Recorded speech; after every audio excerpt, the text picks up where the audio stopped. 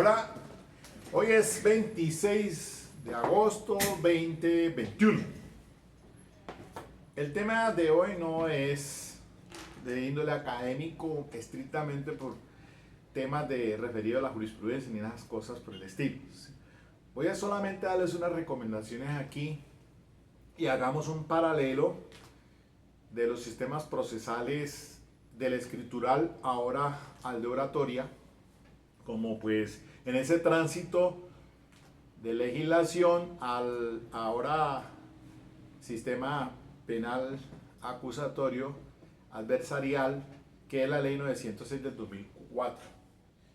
Muchachos, ustedes que están saliendo apenas de las universidades, pues es importante que tengan en cuenta estas recomendaciones. Si bien es cierto, en el sistema procesal anterior, pues todo era escritural, aquellos expedientes voluminosos, esos expedientes donde se presentaba el memorial, donde el abogado iba pues y presentaba por escrito y el mismo juez resolvía mediante un autointerlocutorio la sentencia, se apelaba y volvía otra vez y se presentaba el recurso de apelación por escrito, la respectiva apelación contra la sentencia, el recurso ya, la demanda de casación, etcétera, etcétera. Hoy con el cambio por el sistema oral, pues la dinámica es muy diferente. Entonces, si bien es cierto, es interesante pues que el abogado tenga pues una preparación académica frente al tema de la caligrafía y de la ortografía. Quizás pues eso no lo vemos en las universidades. Por allá eso lo tuvieron que haber visto en bachillerato, donde pues hace énfasis a la cuestión de la caligrafía. La caligrafía es el arte de escribir con letra bella, artística y correctamente formada, siguiendo diferentes estilos. Por ahí dicen que el buen escritor es mal orador y el buen orador es mal escritor. Pues no sé qué tan cierto sea eso, pero lo que quiere decir es que mucha gente escribe y pues obviamente grandes escritores tenemos para la literatura clásica, Víctor Hugo, Alejandro Dumas, Fyodor Dostoyevsky, etcétera, etcétera, de los grandes clásicos que yo aquí he podido recomendarles a ustedes para la lectura en esta área específica del derecho penal. Y entonces, ahora traigo en la colación a Álvaro Salón Becerra, un escritor colombiano, fue periodista, escritor, magistrado, él ya falleció, era oriundo de Bogotá, pero tiene unas 4 obras que siempre es bueno revisarlas, como son Don Simeón Torrente Ajado de Deber, Un tal Bernabé Bernal, tenemos El Delfín y tenemos Al pueblo nunca le toca. Básicamente estas 4 obras, creo que por ahí tiene otra, pero esencialmente son estas lecturas. Esta lectura es interesante, él escribe con mucha crítica social, un humor, pues donde transcribe, sobre todo en estas obras de Un tal Bernabé Bernal, ¿no? Cuando se refiere a la vida trágico-cómica de un burócrata tímido, pero era inteligente y culto, explotado por sus jefes. Y este otro, el de Don Simeón Torrente, que ahora voy a decir una nota allí al final, que no ha pasado de moda porque es lo que es el pan de cada día. Lamentablemente son críticas al sistema judicial, que todavía pues era esto sucedió por allá en Bogotá, pero que tiene que mucho todavía pues se da. Entonces, un buen abogado, aparte de tener una caligrafía y una ortografía excelente, debe tener la dicción. Ahora, en este sistema oral, pues decimos que se dice que la dicción es aquella capacidad que tiene una persona de hablar correctamente, es decir, de establecer oralmente las ideas que poseemos en abstracto en nuestra mente.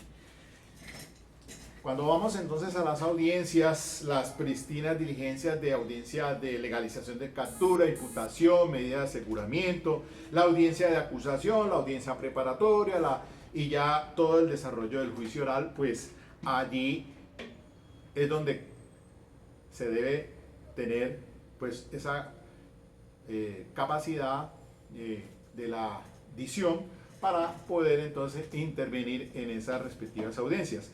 Pero quizás donde cobra mayor fuerza es el escenario después del debate probatorio en el juicio oral, ya para el alegato de conclusión. Entonces, esas argumentaciones jurídicas, pues aquí voy a ser muy puntual con ellas porque pues se dice que, para que ustedes recuerden que en este sistema procesal actual, pues hay 3 estándares de conocimiento, ¿no? El estándar de conocimiento de la inferencia razonable para cuando se va a imponer la medida de aseguramiento, como lo dice el artículo 287 de la ley procesal. Y después el estándar de conocimiento de la probabilidad a la que se refieren los artículos 336 y 337, de que el fiscal presentará el escrito de acusación cuando con probabilidad de verdad va a llevar allá al juicio más allá del convencimiento. Y ya finalmente el estándar no de la certeza, sino del convencimiento más allá de toda duda. Allí hay una gran obra de la lógica de las pruebas del italiano Malatesta, que pues son obras de consulta, y ahí se hace alusión a esos estándares de conocimiento, tanto el de la certeza como el de la probabilidad y el convencimiento pues más allá de toda duda. Por eso entonces cuando el fiscal presenta una teoría del caso, es un imperativo que debe hacer antes del juicio oral, mas no así la defensa. La defensa no está obligado a presentar una teoría del caso. No sucede lo mismo cuando ya después del debate probatorio, pues entonces viene la carga de argumentación por parte del fiscal,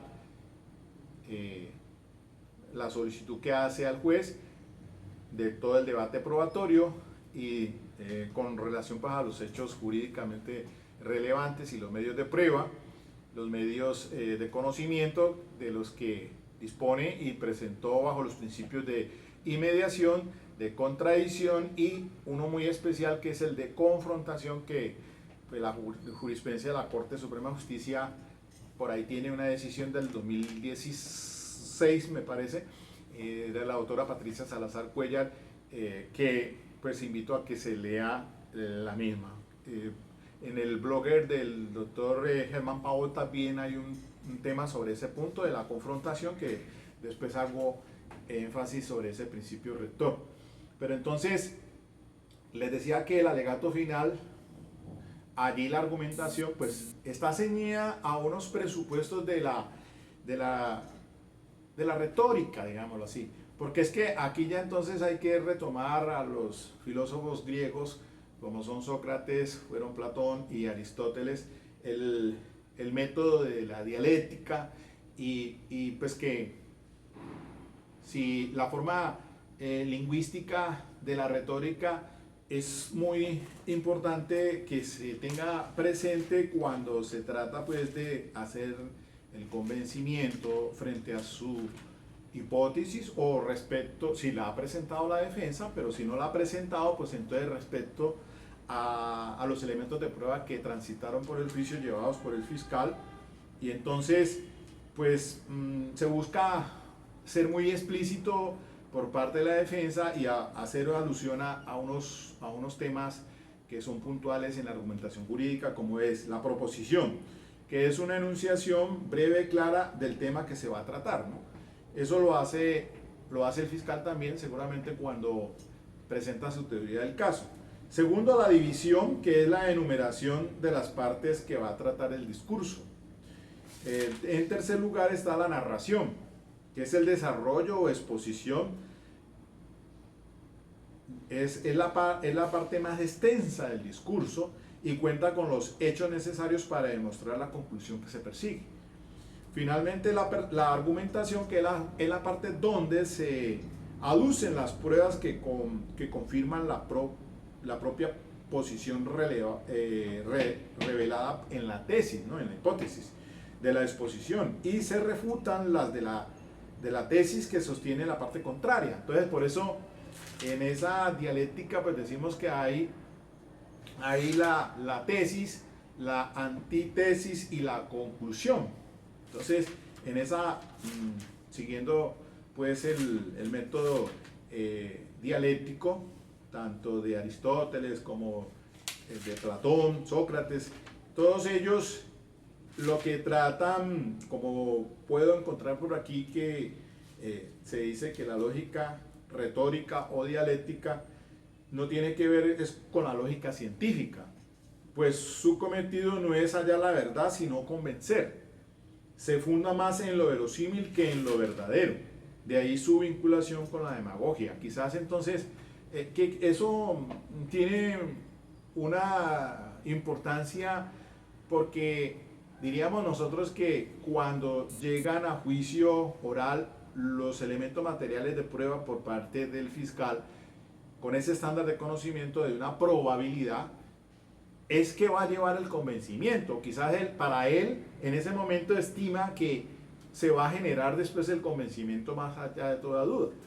Al transitar entonces testigos generales como que han tenido un conocimiento directo, como los testigos peritos, pues le van a dar entonces todo ese cúmulo de pruebas al juez para, bajo esos principios de inmediación, de contradicción y de confrontación, tomar una decisión final. Allí no podemos decir nosotros que eso del juicio oral no es sino una reconstrucción teatral de lo que pudo haber sucedido, porque es que no podemos decir otra cosa sino que ese es el escenario propicio para que el fiscal, con sus elementos de prueba, como dice la Corte también, hasta con los mismos indicios, con los medios de conocimiento, pues va a demostrar su hipótesis. Y a su vez, la defensa, que podríamos decir que puede partir de dos situaciones. Una, presentar una teoría del caso, ¿no? Si la tiene. Y si no la tiene, pues entonces sería irse más como una defensa pasiva. Allí la Corte pues ha reiterado en varias decisiones que pues lo normal o el devenir de las cosas es que si la Fiscalía tiene una hipótesis robusta probatoriamente, pues lo que advierte la Corte es decir, bueno, váyase entonces a un preacuerdo, a una negociación, para obtener algunos beneficios de reducción de pena, porque si vamos a dar una pelea a juicio oral, pues ahí ya en esas condiciones, cuando tiene una hipótesis robusta la Fiscalía, pues dejar como al albur, dejar que a la suerte pues pase lo contrario y en esas condiciones pues a veces es difícil para una defensa que se reputa pues en este sistema, quisiéramos decir que lo que se recomienda es que sea activa. Entonces, eso sucede y por eso entonces en la preparatoria normalmente el juez, cuando ya la defensa interviene, dice, bueno, ¿y dónde están sus pruebas? ¿Qué elementos materiales de prueba va a llevar a juicio? A veces pues no las tiene porque el acusado no las ha aportado o porque no tiene, entonces pues diríamos que dejamos esa prevención allí de que no hay elementos de prueba y que entonces el fiscal tiene dentro de esa carga de la prueba que él es el que tiene la obligación. Y por eso el artículo 7º como principio rector sobre la presunción de inocencia hablan del indubio pro reo. Entonces cualquier duda pues debe ser resuelta a favor del procesado.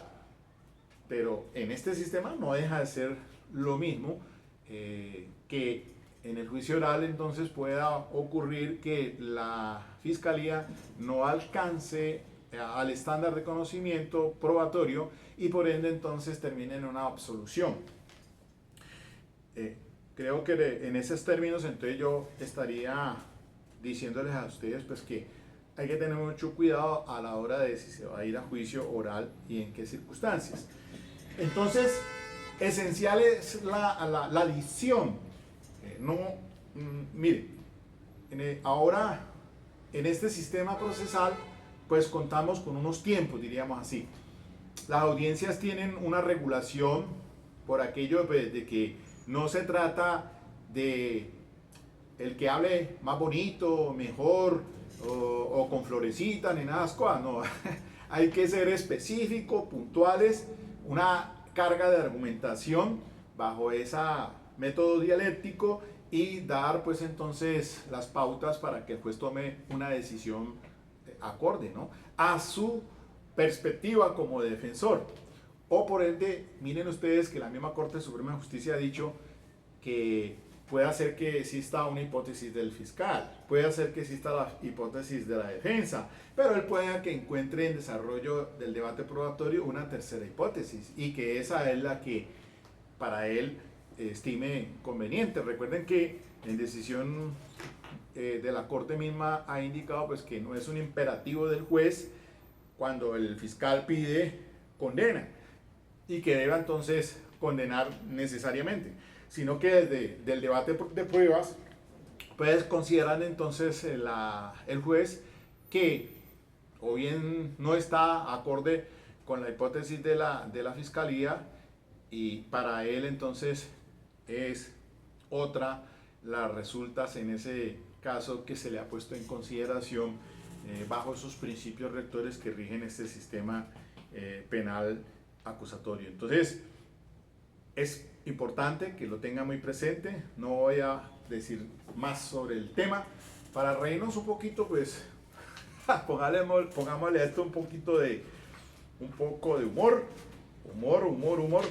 Y miren que la lectura de don Simeón Torrente ha dejado de deber, no de beber, sino de deber. Hace alusión a Simeón entra a un cargo en un juzgado como escribiente en reemplazo de Mendietica. Mendietica es nombrado como secretario del juzgado primero superior. Entonces dice, la conciencia jurídica del juzgado tercero penal del circuito en lo criminal, esto dice en la página 143 el escritor Álvaro Salón Becerra. Entonces dice, fue nombrado secretario del juzgado primero superior en justo reconocimiento a sus méritos. Y el doctor Guacaneme nombró a Simeón en su reemplazo. O sea que quedó convertido en oficial mayor o sustanciador del juzgado. El sustanciador es un juez de facto. Dicta sentencias, autos interlocutorios, asuelve, condena, sobresede temporal y definitivamente en primera y segunda instancia. Recuerdo que esto se refiere pues es al sistema procesal anterior. Cuando habla de sobreseimiento temporal y sobreseimiento definitivo, la figura no existen ahora. No se le pide que sea doctor, pero se le exige que sea docto. Trabaja 3 veces más que el juez de jure y gana 4 veces menos. Mendietica dio a su sucesor algunas instrucciones superficiales y le dijo, ahí le dejo las tarifas que he venido aplicando. No le haga rebajas a nadie porque se daña el negocio. Y nada de recibir cheques ni despedir recibos. Hay que evitar a todo trance que haya testigos en el momento del pago de honorarios. Y sacando del cajón del escritorio un papel, se le entregó a Simeón. El papel decía así, 2 puntos. Sentencia absolutoria, 100 pesos. Sobreseimiento definitivo, 80 pesos. Auto de proceder con reconocimiento del estado de ira e intenso dolor, 60 pesos. Auto de proceder con reconocimiento de la situación de riña imprevista, 50 pesos. Reconocimiento del estado de necesidad, entre paréntesis, en delitos contra la propiedad, 75 pesos. Conversión del asesinato en homicidio voluntario, 65 pesos. Revocatoria del auto de detención, 70 pesos. Libertad provisional con fianza, 45 pesos. Precios fijos. Los pagos deben hacerse en dinero efectivo, se garantiza la reserva del sumario. Simeón leyó horrorizado el papel y esperó que Mendietica se retirara para destruirlo. Y para el nuevo sustanciador comenzó el desfile de la miseria humana. Lesiones personales, robos, estupros, falsedades, chantajes, raptos, bigamias, incestos. Nada hay más parecido a un hospital que un juzgado. Allí el pus es el físico, aquí el moral. Allí el cáncer del cuerpo, aquí el del alma. Cada sumario es un drama distinto o una comedia diferente. Había episodios que lo hacían reír de buena gana y otros que le producían náuseas. Con el auxilio de su sentido común y el de 3 o 4 disposiciones legales, analizaba los elementos objetivos y subjetivos del delito, los testimonios, los indicios, el anverso y el reverso de la medalla probatoria. Después escribía en la vieja máquina sus premisas y conclusiones que en la jerga judicial se llaman resultandos y considerandos. A los 3 meses era un consumado penalista. El doctor Guacané me comentaba, 2 puntos, Simeón es muy superior a Mendietica y puede uno firmar a todo lo que él haga con entera de confianza. En cambio, Mendietica era sumamente travieso. Según la mala lengua, salió rico de aquí. Y con sueldo de 50,000 pesos. Cierro comillas. Esa forma de escribir artística, pues jocosa, de ese empleado en ese despacho, pues hombre, a uno no lo aparta hoy, pleno 26 de agosto de 2021, de la realidad de facto. Y para muestra de un botón, pues ustedes ya saben, ese denominado cartel de la toga. Lamentable, así pasó, así sucedió, y bueno, pare de contar. Les recomiendo esas lecturas, muchachos, ustedes que están comenzando en esta hermosa profesión del derecho y más que todo en el área penal. Chao.